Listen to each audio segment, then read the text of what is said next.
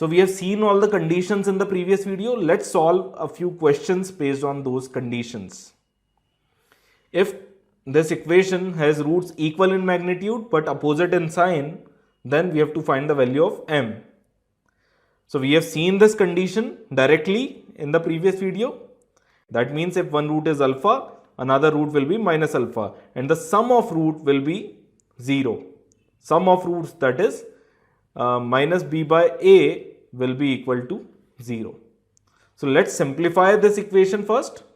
This is m plus 1 into x square minus m plus 1 into bx is equal to m minus 1 ax minus m minus 1 c. I have cross multiplied, and now taking everything to the left hand side, m plus 1 into x square minus m plus 1 into bx minus m minus 1 into ax plus m minus 1 into c equal to 0. Minus b by a, sum of roots, that is minus b by a, is equal to 0. That means minus b is coefficient of x, and this in case is this value. Coefficient of x is m plus 1 b minus, if I take minus sign outside, this will be m plus 1 b plus m minus 1 a. This is the coefficient of x, minus b upon a is m plus 1 upon m plus 1. This has to be 0. So from here we are going to get mb plus b plus ma minus a is equal to 0, and m will be equal to a minus b upon a plus b. That means third option. Next question. B square is greater than equal to 4ac. That means b square minus 4ac is greater than equal to 0. That means the roots are real and they can be equal as well. Now, this condition, discriminant is greater than equal to 0, this condition is given for this equation. This is not a quadratic equation. This is a biquadratic equation, right? And to convert this to a quadratic equation, what we are going to do is, we are going to put x square as y. So the equation that we'll get will be ay square plus by plus c is equal to 0. Now for this quadratic equation, we have discriminant greater than equal to 0. Okay, so we are going to get two values of y. Both the values could be equal, but we are going to get two roots which are real. As discriminant is greater than equal to 0, the roots will be real.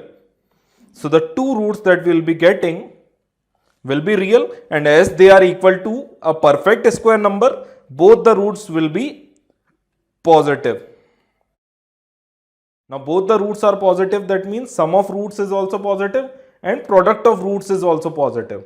Sum of roots is minus b by a is greater than 0, and product of roots is c by a is greater than 0. So these are the two conditions that we'll get from here. And if we look at signs of a, b and c, there can be two conditions formed. Either the graph of this quadratic will open upwards or it will open downwards. So if a is greater than 0, this we have already seen earlier. If a is greater than 0, c will also have to be greater than 0 in this case. Okay, and if a is greater than 0, b will have to be less than 0, b will have to be negative, so that negative and this negative will become positive and this overall will be greater than 0. So b will be less than 0. Second case, when a is less than 0, if in this case a is less than 0, c will also have to be negative, so that this negative upon negative will become positive overall. C will have to be less than 0. And if a is less than 0 here, if a is less than 0, then b will have to be greater than 0. Then only this negative and this negative will cancel each other out, and this will be greater than 0. So b will be greater than 0. So the options which satisfy these conditions are, well, A and C are of the same sign and A and B are of opposite sign. This is what we are getting, right? So A and C are of the same sign and A and B are of the opposite sign. This condition is true and this condition is also true. So both 2 and 4 are true in this question. Next question.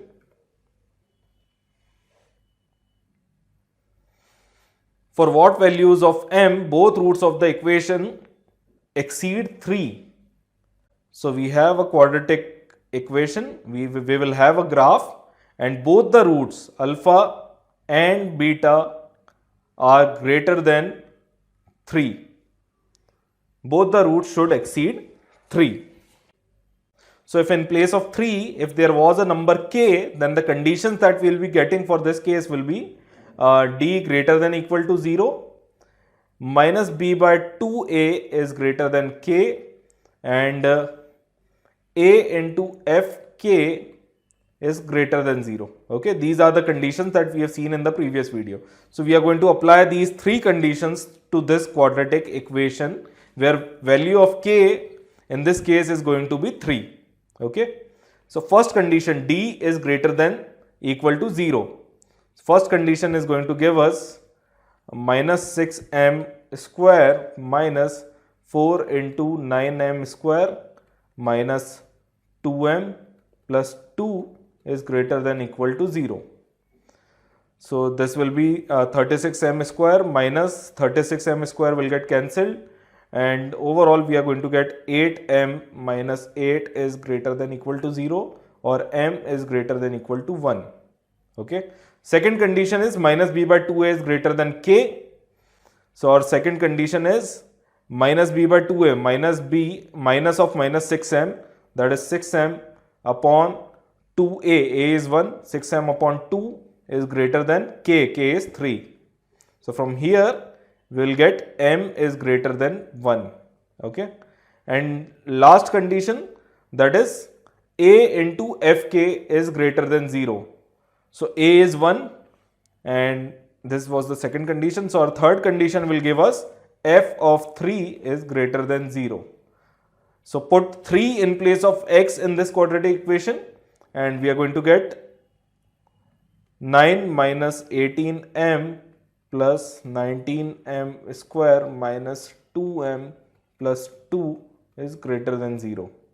So 9m square minus 20m plus 11 is greater than 0, and this can be factorized as 9m minus 11 into m minus 1 greater than 0. If we solve this inequality, we will get the region m belongs to minus infinity to 1 union 11 by 9 to infinity.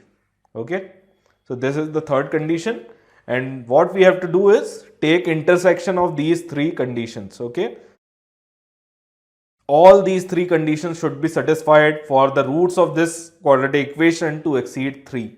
Okay, m is greater than equal to 1. So we have 1 here, we are going to plot 1 here on the number line and 11 by 9 here. M is greater than equal to 1. As it is greater than equal to, we are going to include 1 as well. So this region is the first region, m is greater than equal to 1. Second region, m is greater than 1. M is greater than 1. Okay. And third region, m is minus infinity to 1. That means this region. And 11 by 9 to infinity. 11 by 9. That means here it is 11 by 9 to infinity. Now we have to take intersection of these three regions. So only this region is common to all the three.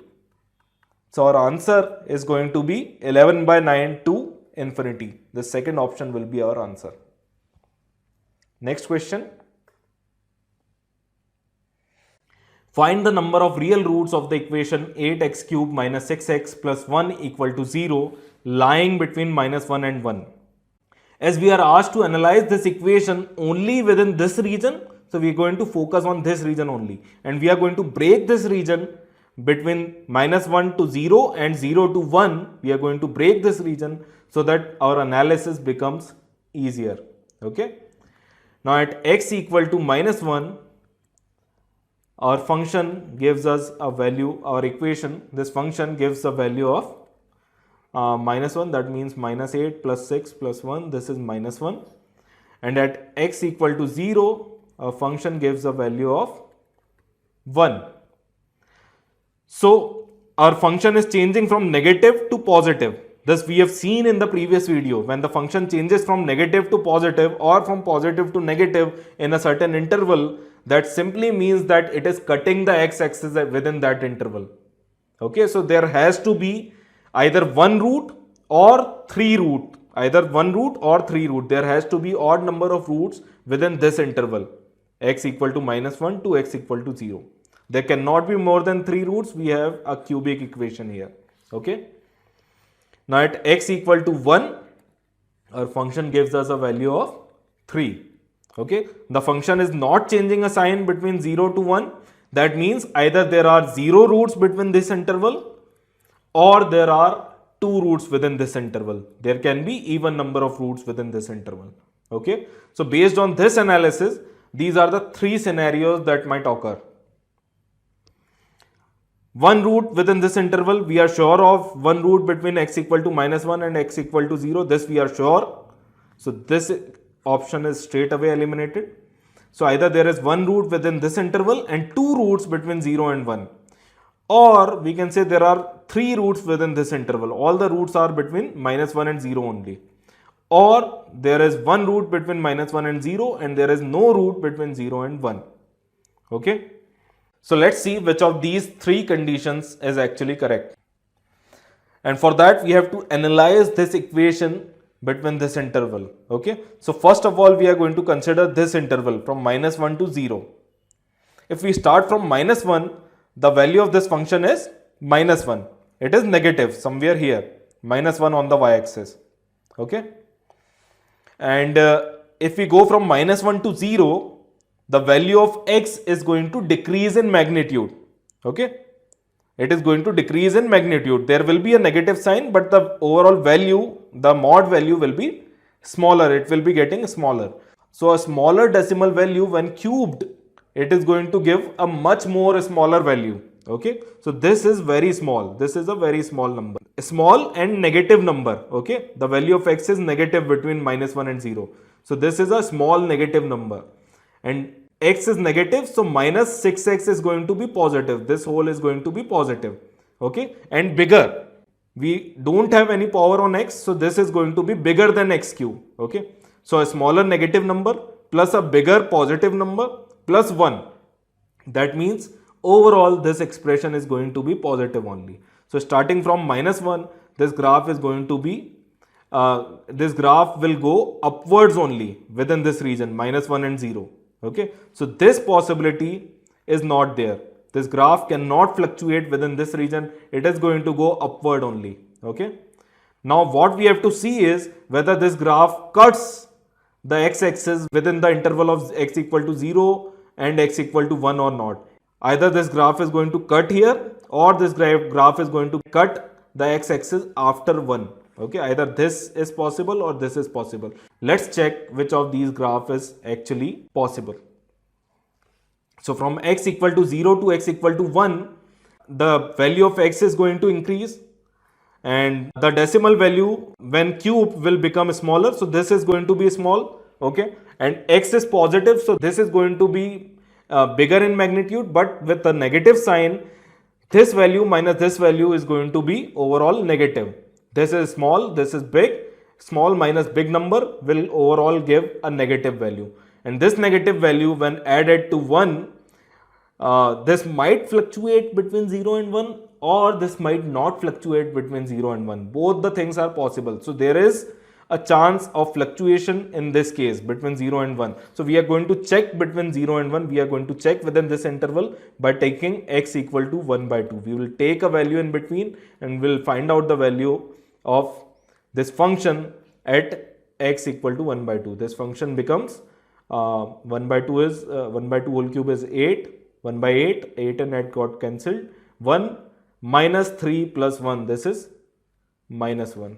So this is how our function is fluctuating. At x equal to 0, we had positive value for fx. At x equal to 1 by 2, we have negative value for fx. That means this is the correct graph. At x equal to 0, we have positive value for fx. At x equal to 1 by 2, we have negative value for fx. And then again at x equal to 1, we have positive value for fx. Okay, so that means there are in total 3 roots within this interval, minus 1 and 1. There are 3 roots within this interval. So what we have to do in such questions, you have to analyze the cubic equation. You have to analyze whether the equation is going to fluctuate or not, whether the power of 3 is going to overtake the power of 1 or not. If you feel that it is going to fluctuate somewhere, then you have to assume a middle value and you have to find the value of function at that value. And then you have to see if the function is changing value or not. If it is changing its sign, then there is going to be a root within that interval. Okay, that's it for this video. I hope all the examples that we have discussed in this video are clear to you by now. Thanks for watching.